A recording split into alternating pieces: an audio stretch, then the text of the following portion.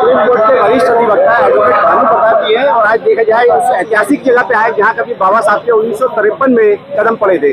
How your feel, कैसा महसूस कर रहे हैं एडवोकेट साहब आज? निश्चित रूप से अच्छा लग रहा है और ऐसे कार्यक्रम लगातार होने चाहिए। ऐसे कार्यक्रम लगातार होने चाहिए, इनकी बहुत जरूरत है और देश में बहुत क्रांति की जरूरत है। तो ये एक अच्छा कार्यक्रम, बहुत अच्छा लग रहा है। जिस तरीके से, जिस तेजी से आरएसएस और बजरंग दल, दुर्गा वाहिनी और अन्य संगठन जो है देश के युवाओं को पथभ्रमित करके जो है अपने साथ मिलाने का काम कर रहे हैं, तो कैसे बहुत धर्म आगे बन पाएगा? मैं समझता हूँ इसमें बहुत ही समर्पित साथियों को बहुत मेहनत करने की जरूरत है और मैं समझता हूँ उसके लिए हमें बाकायदा एक कैडर जो है वो शुरू करना चाहिए। जब तक कैडराइज लोग नहीं होंगे और उनके कंधों पर जिम्मेदारी नहीं होगी, देखिए आरएसएस को हम कितनी भी गाली दे लें या उनके भी जो भी संगठन कितनी भी गाली दे लें, लेकिन ये बात सही है कि वो अपने मिशन के लिए बहुत मजबूती से काम करते हैं, बहुत ही डेडिकेशन से काम करते हैं। हमारे समाज को भी, यूं कहो कि बहुजन समाज को भी बौद्ध धर्म की तरफ या तथागत की शिक्षाओं को आत्मसात करके न केवल खुद बदले बल्कि पूरे समाज को बदलने के लिए बहुत काम करना पड़ेगा, बहुत ईमानदारी से करना पड़ेगा, बहुत समर्पित भाव से करना पड़ेगा। जब तक ये समर्पण नहीं होगा तब तक बात बनेगी नहीं। आज देखा जाए SC ST OBC के अगर संगठन की बात की जाए, 11 लाख से ज्यादा संगठन रजिस्टर्ड हैं। जिस गली मोहल्ले में आप जाएंगे, कोई राष्ट्रीय महामंत्री, कोई राष्ट्रीय अध्यक्ष, इस तरीके से मिलते हैं, यानी कि सब कद और पद की लड़ाई लड़ रहे हैं। तो समाज की लड़ाई कौन लड़ेगा फिर? नहीं, तो जो लोग इस तरह का काम कर रहे हैं वो निश्चित रूप से समाज का नहीं, अपना काम कर रहे हैं और उनके अपने स्वार्थ क्या है आप बहुत अच्छी तरह से समझ सकते हैं।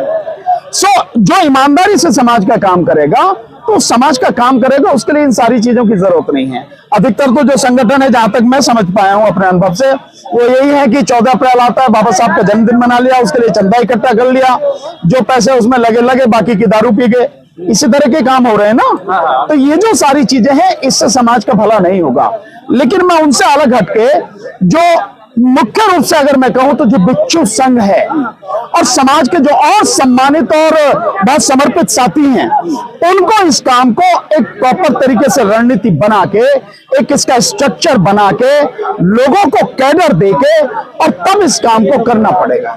बिना उसके ये संभव नहीं। जिस तरीके से चुनाव में जो है वोटर जो है दारू और मुर्गे में बिक जाता है, इस तरीके से कहीं ना कहीं आस्था की आग में वोट कहीं ना कहीं पिघल जाता है, तो कैसे उसको? नहीं, वो आस्था की आड़ में नहीं है, वो आस्था में भी इसलिए डूब जाता है क्योंकि शिक्षा नहीं है और शिक्षा को नष्ट करने का प्रयास लगातार किया जा रहा है और समाज में जितने लोगों की, समर्पित लोगों की जरूरत है वो संख्या नहीं है। ऐसे बहुत सुनियोजित तरीके से समाज के अंदर फैलाया जा रहा है और किस तरह से समाज को भ्रमित किया जा रहा है जी, वो सारी चीजें करनी पड़ेंगी, तभी होगा इसका मुकाबला। जिस तरीके से एडवोकेट भानु प्रताप जी ने जो है पूरे देश में अलग जलाई, ईवीएम के खिलाफ लोगों को अवेयर किया, तमाम तरह के धरने प्रदर्शन किए, लेकिन इस देश की गूंगी बहरी जनता उस आवाज को नहीं सुन पाई, तो इस धर्म की राजनीति को कैसे समझ पाएगी? नहीं, मैं मानता हूँ आपका सवाल बिल्कुल वाजिब सवाल है, आपकी चिंता बड़ी जायज है, लेकिन फिर भी हम जैसे लोगों को अपना काम करते रहना पड़ेगा। आज नहीं तो कल, कल नहीं तो परसों, कभी तो लोग समझेंगे।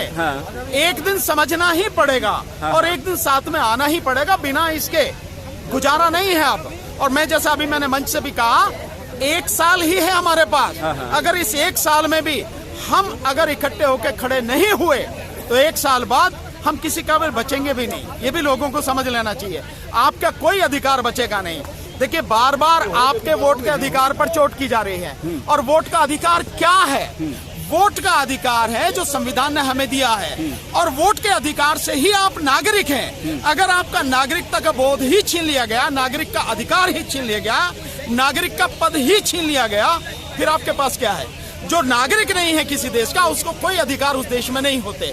और इसीलिए लगातार ये काम कर रही है। CNRC का भी मामला रहा हो तो वो भी नागरिकता खत्म करने का था, वोट का अधिकार खत्म करने का था। और इस अधिकार को आप वोट के अधिकार से ही बचा सकते हैं। इसलिए मैं 2024 की बात कर रहा हूँ कि 2024 में जो वर्तमान में सत्ता है, अगर केंद्र से इसको उखाड़ के नहीं फेंका गया तो आपके पास कुछ बचेगा नहीं। अगर ये रिपीट कर गई, ये वापस आ गई तो। लेकिन एडवोकेट भानु प्रताप जी चिल्ला के चौक चौराहे पे, जंतर मंतर पे, पार्लियामेंट के सामने कह रहे हैं कि ईवीएम की वजह से ये लोग हम पे काबिज हुए, इसका प्रयोग बंद होना चाहिए।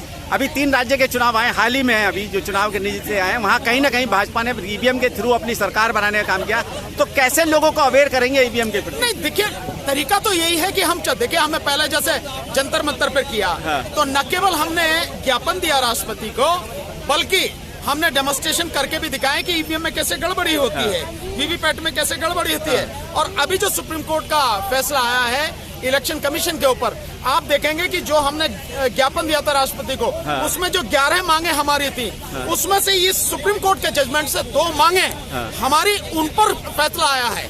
जैसे एक फैसला है, हमने कहा था कि जो ये चीफ इलेक्शन कमिश्नर है और कमिश्नर है इलेक्शन कमीशन, इनको चुनने के लिए एक पैनल होना चाहिए। हमने 5 लोगों के पैनल बताया था, जिसमें हमने एक वरिष्ठ पत्रकार और एक वरिष्ठ सामाजिक कार्यकर्ता की भी हमने बात रखी थी। लेकिन कोर्ट का जो फैसला आया, इन दोनों को न मान के बाकी तीनों वही हैं जो हमने अपने उसमें कह रखे हैं। हमारी जो मांग है, उस मांग पे बाकायदा 7वें 8वें नंबर पे जो 2 मांगे, उसमें है ये कि भाई चीफ जस्टिस ऑफ इंडिया होने चाहिए और विपक्ष का नेता होना चाहिए, प्राइम मिनिस्टर होना चाहिए। एक बात ये मानी गई है सुप्रीम कोर्ट में। और दूसरी जो हमारी बात है कि तीनों चुनाव आयुक्तों को समान अधिकार होने चाहिए और कानून का समान संरक्षण उन्हें होना चाहिए। ये बात भी सुप्रीम कोर्ट ने अपने जजमेंट में मांगी है। तो हम लोग लगातार प्रयास कर रहे हैं और करते रहेंगे अंतिम सांस तक कि ये जो गंदगी है ये साफ हो और ईवीएम खत्म होके बैलेट पेपर से चुनाव हो। अच्छा, अब तो ये तो चलो हम ईवीएम की बात करें थे, धार्मिक स्तर की बात करें, देखा जाए तो इस देश के अंदर जो है युवाओं की जनसंख्या करीब 50% है और वो कहीं ना कहीं तमाम जो धार्मिक अनुष्ठान होते हैं, कांवड़ धोने का काम हो, गंगा जल चढ़ाने का काम हो, भोले जी के अनुष्ठानों में जाने का काम हो, ये जो धार्मिक प्रवृत्ति बढ़ती जा रही है इस देश के अंदर, इस देश को हिंदू राष्ट्र बनाने की तैयारी की जा रही है, उससे कैसे हम जो है हिंदू राष्ट्र ये देश कभी नहीं बनेगा। आप इस बात का विश्वास रखिए। उन्हें सपना देखना, वो देखते रहे। लेकिन दूसरी जो बात आपकी है कि युवा जो है वो कांवड़ में जा रहा है, अंधविश्वास में डूब रहा है, उसका बहुत बड़ा कारण है अशिक्षा जी। और इसके साथ साथ में जो उसका कारण है वो आर्थिक कारण है। जो लोगों को खाने के लिए रोटी नहीं है, तो कहीं भी कुछ ऐसा लगता है, कुछ महसूस होता है कि यहाँ से मुझे कुछ मिल सकता है, तो उस तरफ भाग जाता है वो व्यक्ति, चला जाता है। तो सब लोगों को मिलकर जो समर्थ और सक्षम लोग हैं, बहुजन समाज के जो इस तरह के मजबूत लोग हैं, उनको आगे की इन सारी चीजों को समझते हुए एक रणनीति बनानी पड़ेगी और उस पर काम करना पड़ेगा, तभी वहां से निकाला जा सकता है। शिक्षा वहां तक पहुंचानी पड़ेगी, जो लोग जानते हैं उनको जाके काम करना पड़ेगा, घर घर में, गांव गांव में, मोहल्ले मोहल्ले में जाके लोगों को समझाना पड़ेगा, मीडिया पे ये बात करनी पड़ेगी। और जो ये सोशल मीडिया है, विशेषकर यूट्यूबर्स हैं, इनके माध्यम से बात पहुंचानी पड़ेगी। वो सारे काम करने पड़ेंगे, तभी होगा, अन्यथा रुकेगा नहीं। अच्छा, एडवोकेट भानु प्रताप जी, शिक्षा की आप बात कर रहे थे। भाजपा शासित प्रदेशों में 1,25,000 से ज्यादा अब तक जो है प्राइमरी स्कूल बंद हो चुके हैं, जहां शोषित पीड़ित वंचित समाज का बच्चा पढ़ता है। और हाई एजुकेशन की बात की जाए तो वहां भी जो है आपका आरक्षण खत्म कर दिया गया है। तो कैसे जो इस देश के अंदर प्रशासनिक अधिकारी पैदा हो पाएंगे? अब नहीं, प्रशासनिक अधिकारी पैदा हो पाएंगे, इसमें कोई शक वाली बात नहीं है।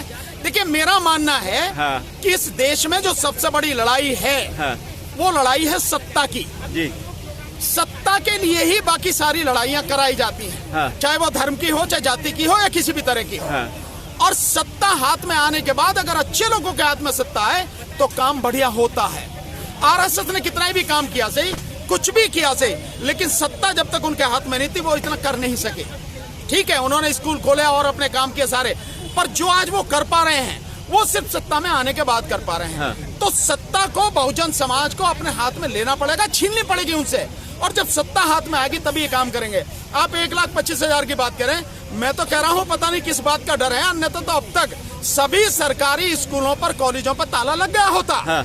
और वो उनका काम ही ये है, उनका काम ही ये है कि शिक्षा से इन्हें वंचित कर दो, इन्हें रोजगार से वंचित कर दो, इन्हें सूचनाओं से वंचित कर दो, और किसी भी तरह का संरक्षण ना मिले, सत्ता से बिल्कुल बाहर कर दो। ये उनकी रणनीति है, उसके तहत वो काम कर रहे हैं। अफसोस के चंद लोग जो है वो काम भी कर रहे हैं अपने गलत उद्देश्य के लिए, पर बहुजन समाज का इतना बड़ा तबका है वो पीड़ित है, दुखी है पूरी तरह से, उसके सारे अधिकार छीने जा रहे हैं, बावजूद उसके वो इकट्ठा होकर सत्ता इनसे छीन नहीं रहा, सत्ता छीनने के लिए काम नहीं कर रहा।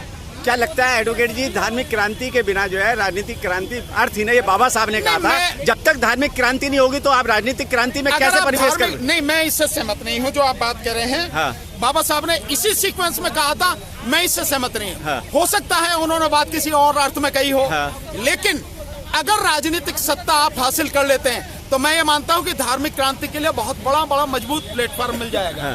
जो आज ये सम्मेलन कर रहे हैं, ये सम्मेलन इतनी देर के काम है, अगर सत्ता आपके हाथ में हो तो समझे ना जी।